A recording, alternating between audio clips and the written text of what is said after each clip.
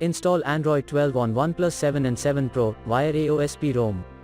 Please check the description for important notes and all the download links.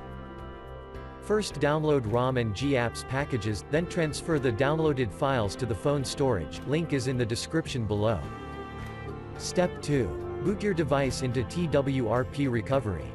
Once in TWRP, click on Wipe, Advanced Wipe, and select the check boxes, as shown in the image, excluding internal storage. Step 4. Swipe the button to wipe the device. Step 5. Go back to the recovery main screen, and tap on the Install button. Step 6. Navigate to the storage, and select the ROM zip file. Step 7. Finally, swipe the button on the screen, to install ROM file. Step 8. Flash the GApps zip package, in the same manner. Step 9.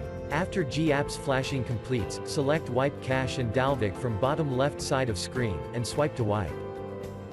Step 10. When the flashing process is complete, hit Reboot System. That's it, you have successfully installed the ROM on your device.